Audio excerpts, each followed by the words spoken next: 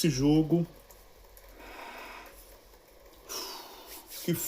jogo, de ontem, de Vasco e Flamengo. Nós vivemos eu vi na minha vida, tenho 52 anos, estou caminhando para 53, e eu vi na minha vida vários Vasco e Flamengo, né? Vários clássicos dos milhões, e nunca presenciei na minha vida um Vasco e Flamengo tão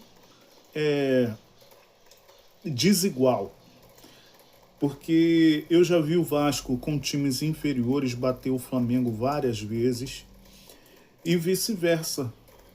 E já vi também jogos duros que os dois times estavam com a mesma força e às vezes um detalhe resolvia o resultado do jogo. E isso eu vi várias vezes. Mas ontem foi realmente algo vergonhoso e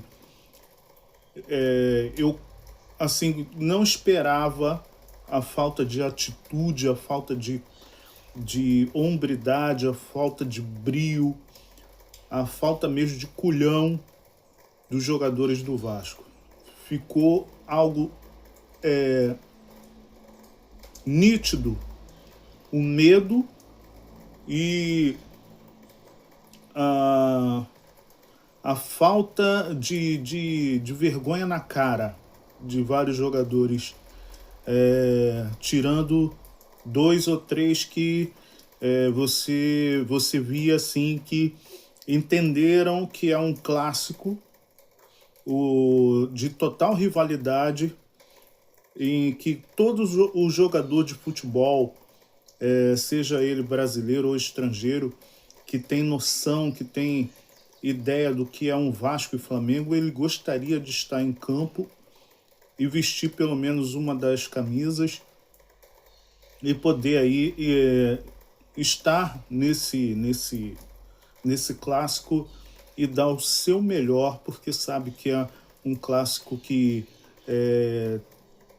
tem alta visibilidade, uma rivalidade incrível que atravessa gerações, mas a sensação de que eu vejo que está acontecendo é que esse clássico, a rivalidade está acabando, porque mesmo que o Vasco tenha um elenco mais ou menos, um elenco que possa pelo menos ser competitivo, o Vasco abdica de jogar. E é isso que eu vi. E já indo de contra aquilo que o Fernando Diniz falou na sua coletiva, eu não vi um Vasco no segundo tempo de jogando melhor, propondo um jogo melhor no segundo tempo. Eu não vi. Esse daí passou batido. E o Diniz, ele já está meio que se perdendo nas suas ideias, já está se perdendo nas suas convicções. Está na hora do Diniz ou calçar a sandália da humildade e reconhecer que muitas das suas convicções não estão dando certo no Vasco. Ele pode tentar isso em outros clubes, em outros times, em uma outra oportunidade, mas hoje a ideologia, o dinimismo já não está dando certo no Vasco. Aliás, nunca deu certo, desde quando o Diniz começou o trabalho dele. O Vasco ele tem obtido as suas vitórias quando o time, o coletivo, ele funciona e por muitas vezes por individualidade de jogadores que têm talentos e às vezes numa jogada, num drible, num lance resolve o jogo. Mas o dinizismo, né, como se falam, já não está mais resolvendo. Então, Diniz, pensa direitinho, porque a torcida do Vasco já está preocupada, porque vai se falar da ausência do Ryan, vai se falar da expulsão do Cauã, mas nada disso justifica a falta de brio, de hombridade, a falta de estar com vontade, com gana de ganhar, com ganas de realmente disputar uma bola como se fosse um prato de comida. Isso não aconteceu no jogo de ontem. Infelizmente, eu vi jogadores se escondendo no meio de um clássico. O que foi o Nuno Moreira ontem? O que foi o Felipe Coutinho, que até esboçava, tentava alguma coisa, mas muito infrutífero, muito improdutivo.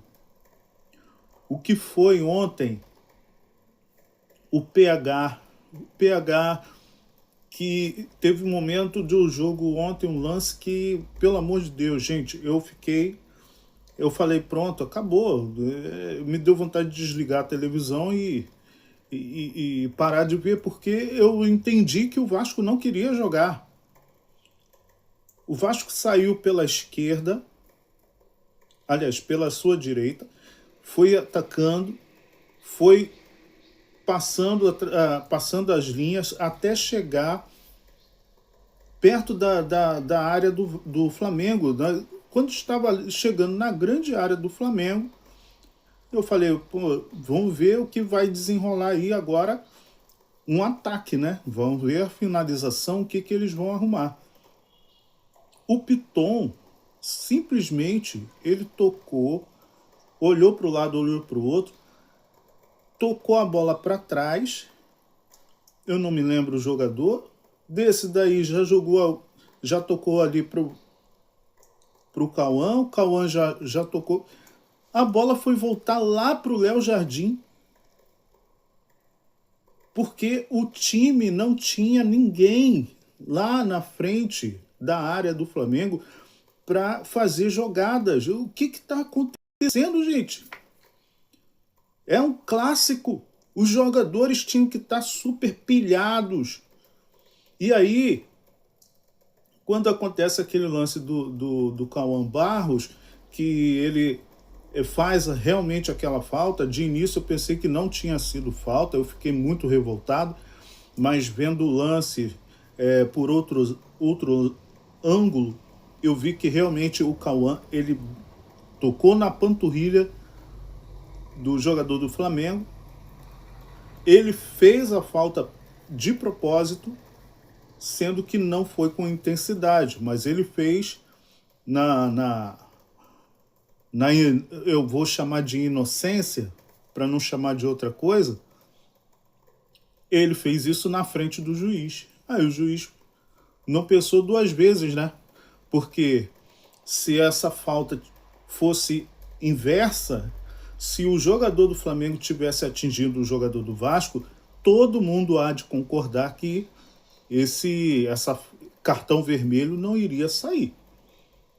Poderia sair um amarelo ou, no mínimo, marcar uma falta, mas vermelho com certeza não iria sair, porque a gente sabe o quanto o Flamengo é protegido. Então, isso daí a gente é ponto pacífico. Agora, mesmo que você vê que o jogador ele foi expulso, mesmo que tenha um jogador a menos, não é motivo do Vasco se retrancar daquele jeito e ficar os 10 jogadores dentro da área do Vasco, chamando o Flamengo para dentro.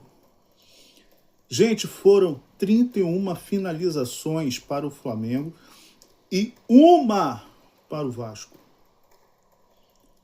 Onde já se viu isso num clássico?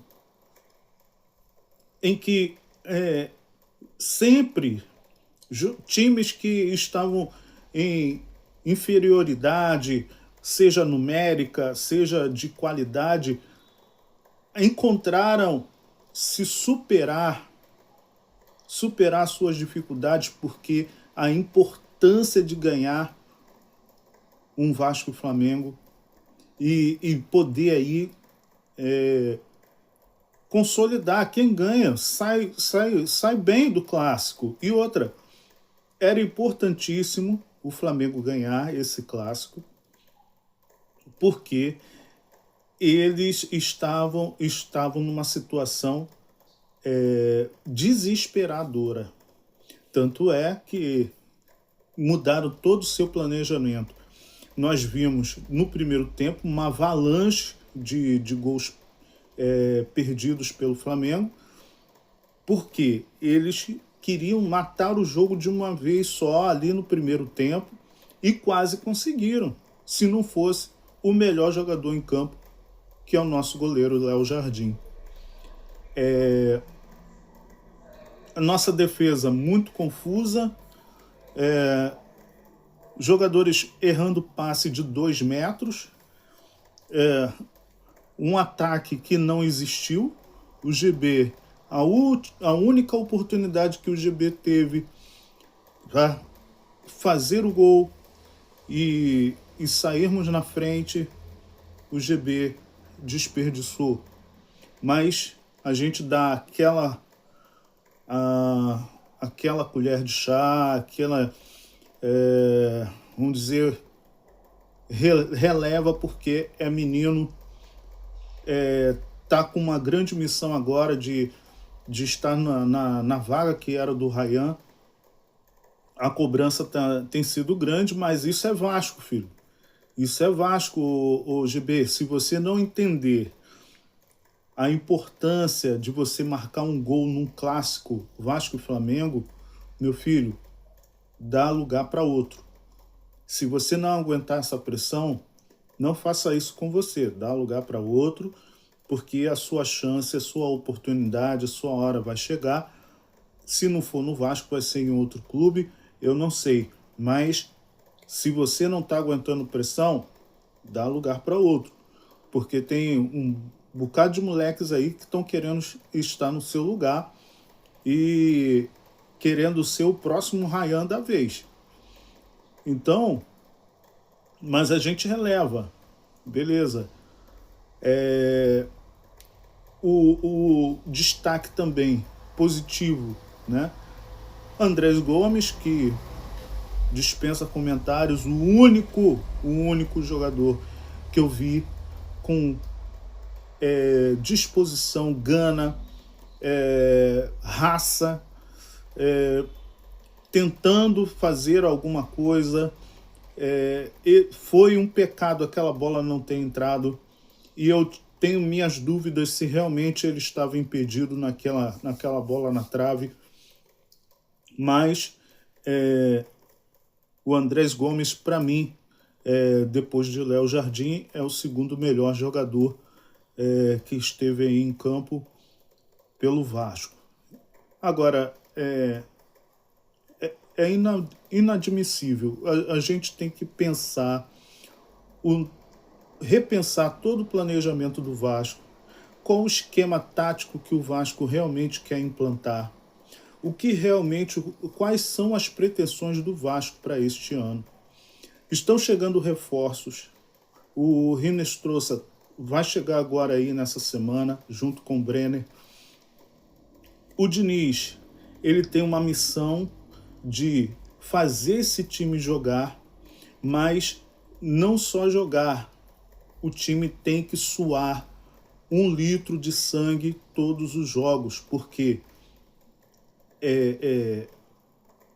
tá sendo difícil ver o time com essa falta de disposição. O interessante é que quando vai jogar com outros times, a gente não vê isso. A gente vê um Vasco vibrante, dinâmico, com transições, um Vasco muito para frente, atacando a todo instante, finalizando.